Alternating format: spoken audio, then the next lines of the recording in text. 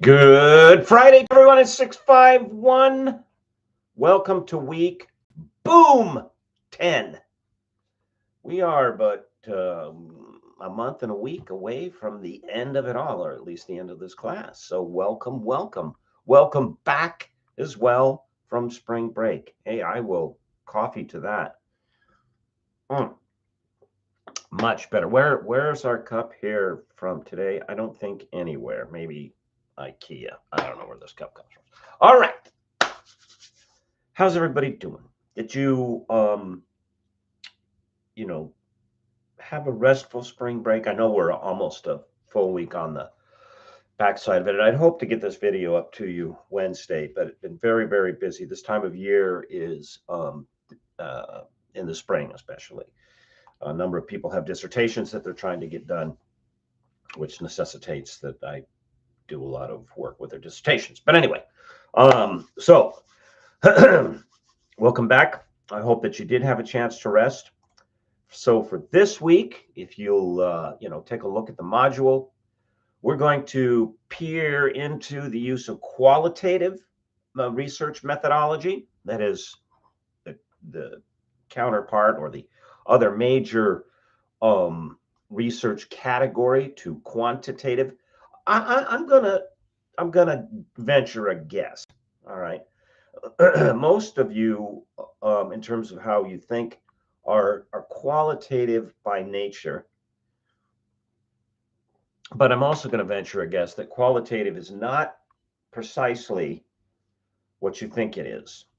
And as such, it's important that you know how it works and what it's for. Now, as I said with the section that we did on quantitative research, you don't have to go on to be a researcher, but what you should do is go on to be able to recognize the types of research when one is more appropriate than the other to use, and most importantly, how to recognize accurate and meaningful processes and results from both.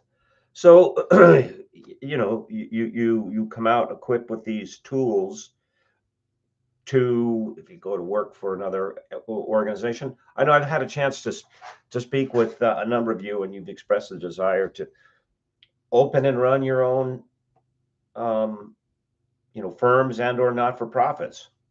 Right on. I approve that message. In all of these instances, having an understanding of the difference between quantitative and qualitative research, whether or not you go on to be the researcher, but being able to recognize good research practices and reliable data and results, nothing but good. Okay, so that's what you have in the module.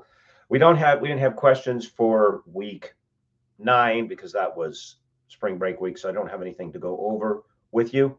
All right, I will be grading the other 4 um, discussion weeks, I should say. I've graded 1 through 4. Now I will grade 5 through 10, 5 through 8, I guess would be appropriate. 5, 6, 7, 8, 5 through 8, in this coming week or so. So tremendously important that if you haven't completed, and answered those discussion sections, you get them done, because once I grade them, they're closed. Okay. And then finally, back on the 18th, your phase 3 was due. I will start grading those here in very short order. Remember, only team leaders should have uploaded the phase. If somebody else from the team, in addition to the team leader, has uploaded something, get in there and take it out. Okay. So there's no confusion as to which version of your presentation you want to have evaluated. All right. And then finally, I have posted phase 4 of the campaign. That's in the assignment section. That's due April 10th. So something like 20 days from now. Is that right? Okay. And this is the campaign phase. And now you've done research about the client's problems, the demographic that could help the client. what can you plug in to do this? You've taken a look at a SWOT analysis that analyzes competition for that demographic and potential response. But response is a value neutral term when you're in talking in communication speak. Response can mean that they do something, or response can mean that they don't do anything. All right, so you've taken those into account in your SWOT analysis. Now it's time to get the campaign ready to launch. How's it going to be branded? Where's it going to be platformed? And if you've been doing some of this stuff, as you laid the groundwork for the other stuff, great. Each of these phases does not assume that you're building them from the ground up without having done any preparatory work that gets slotted into the phase. Okay, and then you need to work out a budget and a project management schedule. That is, what parts of the campaign will be done on what schedule, how much are they going to cost, and how will you track it? Now, you have a budget of $500,000, which is pretty good.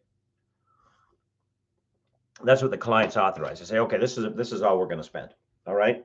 You need to come up with real world estimates of costs. And what do I mean by that? So if you say, well, the place to reach the people that we need to be coming into the library to turn the revenue picture around, and I'm not saying this is the place. I'm just going to use this as for instance, the place to reach them is TikTok, because we're going to want to get a younger crowd, because we see that there is a real uptick in church attendance by Gen Z, which is actually true.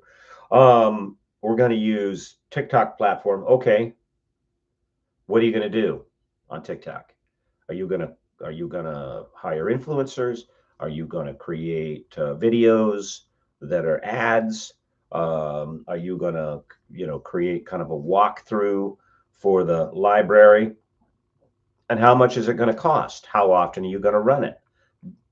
Are you, which audiences are you going to target? What this will necessitate, is you getting into some of the information on the behind the scenes. I'm not saying you have to set up a TikTok account and start working it as an admin, but start digging into, and this is all readily available to you. Start digging into the information about how it is that, say, a given platform, in this case, I'm just using this as an example, TikTok would be used, how much it's going to cost, how, what kind of matrix data are available to you to track whether the ad is successful. And then you build that tracking schedule. So we're going to launch the ad on date blah blah blah, and we're going to be checking it every date of blah blah blah. Okay, how are you going to track that in your project management schedule? That's phase 3. All right, excuse me. Still allergy season. Weather-wise, crazy week this last couple of years. I mean, it was just like snow, continuing and clear. That is continuing to snow clear up to your what. And then now it's like 80 degrees. Anyway, back to the work. Okay, so that's campaign phase 3. 150 points, due April 10th. And then, and if you're looking ahead, I mean, all the phases, the campaigns are listed on that single sheet. If you want to look ahead to phase 4 and once you roll that all out, great. Or if you just want to focus on phase 3, that's fine too. Okay. So to conclude, really your tasks for this coming week, and especially, you're moving through this week, make sure that you do your discussion sections, your questions, get that all wrapped up, because I'm going to start grading. And once I grade that those are closed, and this week we really only have 3 discussion questions for you to look at. So it's a little lighter load, give you a little bit more time to focus on your phases. Okay. And if you have any questions about phase 4, please, please, please reach out and get a hold of me. All right. And some of you have. We've had a chance to sit down, we talk, and you know, that's what we're here for. All right. Looking down the road. All right. So you're going to have phase 4, and you're going to have discussion questions right up through like week 15. I'm not going to give you any discussion questions in the last week. So, and I know this is 5-6 weeks out, okay?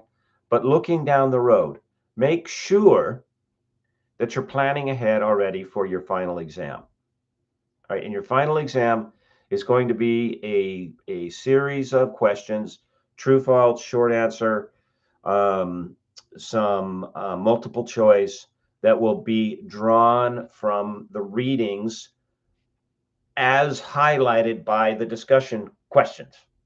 All right. And that's going to be in, early May.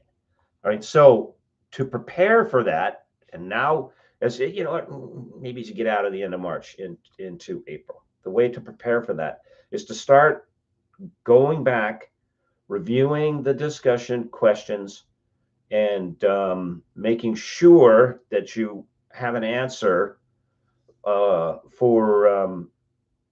each, and that you can articulate that answer in a way that's clear and straightforward. So if you were asked to explain the difference between qualitative and quantitative research, you could write 1 or 2 sentences and just wham, get it out there. Sometimes some of the questions on the exam, I'm just going to ask for your opinion. So in that respect, so long as you supply an answer, there's really not a wrong answer, okay? But it needs to be a cogent answer. There needs to be some sort of rhyme and reason behind it. People often ask me, will we have a review sheet? No, you won't. All right. I've used them in the past, and the experience has been overwhelmingly negative. And back to when we started this class, Wade, can we think back 10 weeks? I don't know. The point of the exam is to encourage you to exercise the skill of retention and recall of big chunks of information. That's a skill that is rapidly atrophying, but a skill that definitely gives you an edge in the marketplace, especially in communication. Why? Part of what's expected in communication and from communicators, and you can see this in particular if you watch people that are in the spokesperson business. They're standing up representing a someone or a something that is an individual or an institution. Let's say, because this is a prominent one. We hear a lot from her, Carolyn Levitt, the White House spokeswoman, right?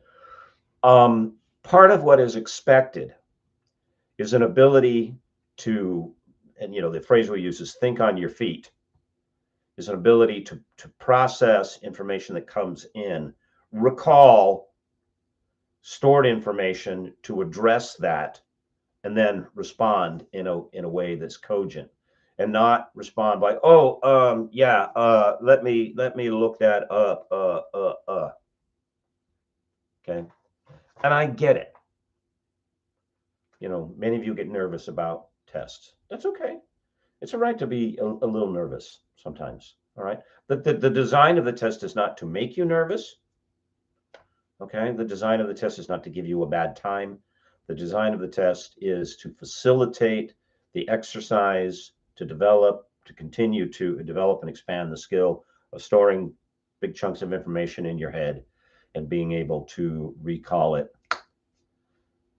right on the fly. Because, back to the example of the White House spokeswoman, Carolyn Levitt, one of the essential skills that serves you so well, especially in strategic communications, is being able to respond to a communication that gets thrown at you that you don't know what it is. No one's going to give you all the questions that they're going to ask you in a communication exchange. The market isn't going to give that to you. The individuals that you're interfacing aren't going to give it to you. The customers aren't going to give you in advance. Well, this is what we're going to be bothered by, and this is what we're going to demand that you explain. So get ready.